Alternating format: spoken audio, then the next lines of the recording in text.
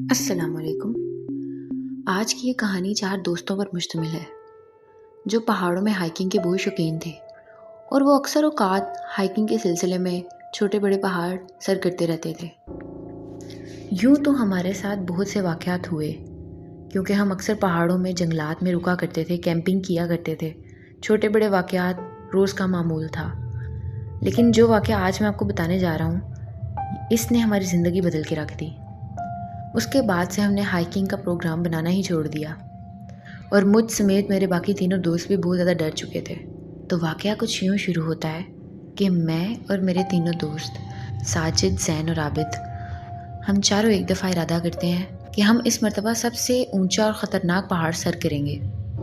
چونکہ ہائکنگ کا ہمیں بہت شوق تھا، وہاں کے ٹھنڈے گرم موسم سے ہم لوگ بخوبی واقف تھے، اس لیے ہم لوگ اپنے ساتھ ہر ضرورت کا سامان لے کر جاتے تھے۔ کئی دن ہم لوگ کیمپنگ کیا کرتے، دن رات، سردی گرمی، بارشیں، آندھیاں، سب موسم ہم وہاں گزارتے تھے۔ ایسے ہی ہم نے ایک مرتبہ سوچا کہ چلو کیوں نہ اس مرتبہ کچھ ہٹ کے ایڈونچر کیا جائے، اور کسی ایسے پہاڑ پر چڑھا جائے جس میں سبزہ زیادہ ہو، جنگلات زیادہ ہوں، جہاں پر درخت ہی درخت ہوں، دور تک انسان نہ انسان کا پتہ نظر آئے۔ بس کے تھرو پہاڑی علاقے جانے کا ارادہ کیا۔ ہم لوگ رات کو بیٹھے اور صبح ہم اس علاقے میں پہنچ چکے تھے۔ میں اس علاقے کا نام مینشن نہیں کروں گا۔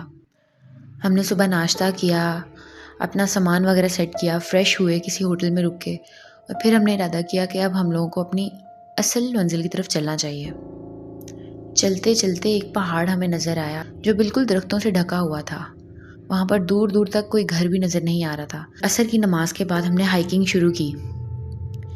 شروع میں تو سب کچھ بہت اچھا چل رہا تھا۔ اب یہ مغرب اور عشاء کے درمیان کا وقت تھا، سورج ڈھل چکا تھا۔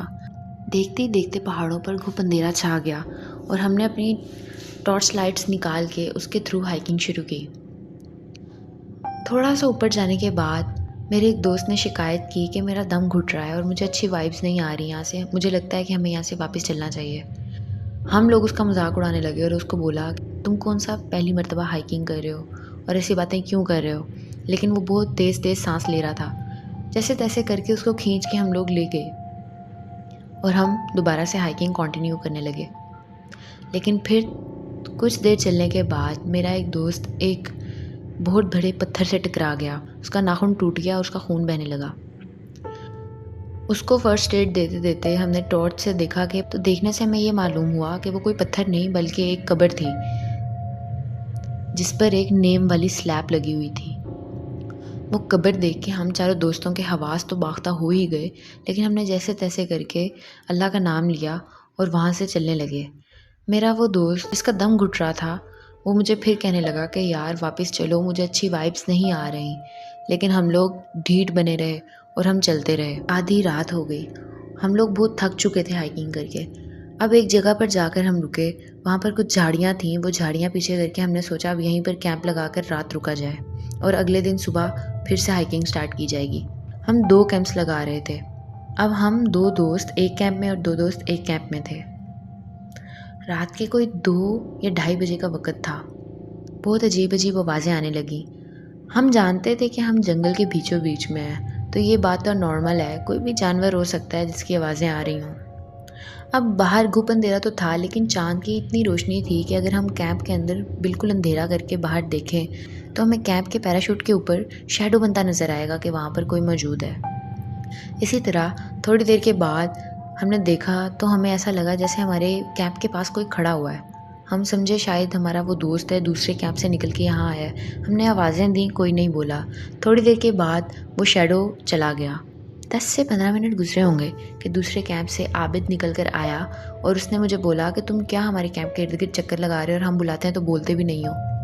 یہ بات سن کے پہلے تو میں بہت زیادہ خوفزدہ ہو گیا اور ایک مرتبہ سٹک ہو گیا، مجھے کچھ سمجھ نہیں آ رہی تھی کہ کیا بول رہا ہے۔ پھر میں نے اسے بولا کہ تم کس کی بات کر رہے ہو، ہم تو اپنے کیمپ سے باہر نکلے ہی نہیں۔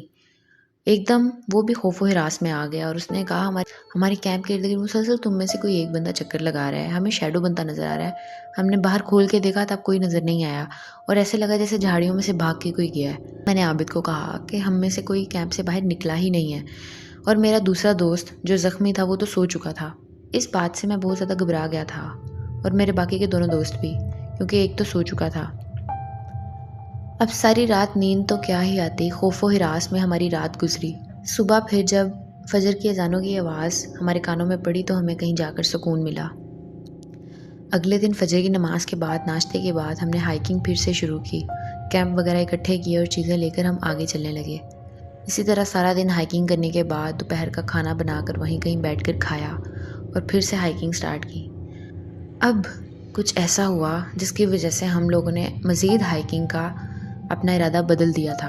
عشاء کی نماز کے بعد ہم چلتے جا رہے تھے کہ میرے ایک دوست کو ایسا محسوس ہوا کہ ایک درخت پر مسلسل کچھ ٹہنیاں ہل رہی ہیں، جیسے ان کو کوئی شیک کر رہا ہو پکڑ کے، اور وہ کوئی ٹہنی چھوٹی موٹی ٹہنی نہیں تھی کہ وہ ہوا سے ہلتی، درخت کے اچھے بھلے موٹے تنے تھے۔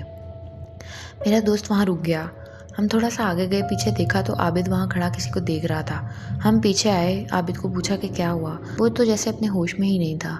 ہم نے اس کو جھٹکا دیا اور اس کو کہا کہ کیا ہوا؟ وہ کہتا مجھے درخت پر ایسا لگا جیسے کوئی بیٹھا ہمیں دیکھ رہا ہے۔ تھوڑی دیر کے بعد آگے ایک درخت پر مجھے کچھ گرتا ہوا محسوس ہوا، جیسے کوئی لیکوڈ نیچے گر رہا ہو۔ نہ بارش کا موسم تھا، پانی کہیں سے آ نہیں سکتا تھا۔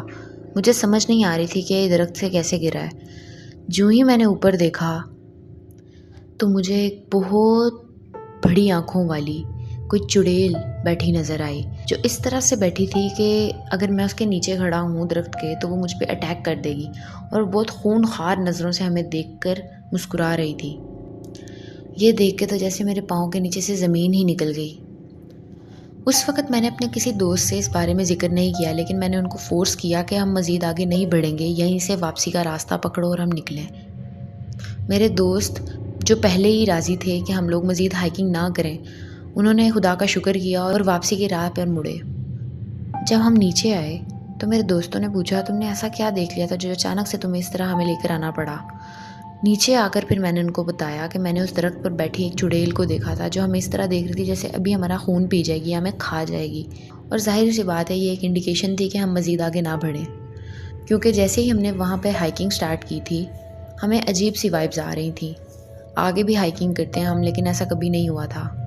تو یہ میری زندگی کا وہ واقعہ تھا جس کی وجہ سے ہم چاروں نے ہائیکنگ سے ہی توبہ کر لی۔ امید کرتی ہوں آپ کو یہ واقعہ پسند آیا ہوگا۔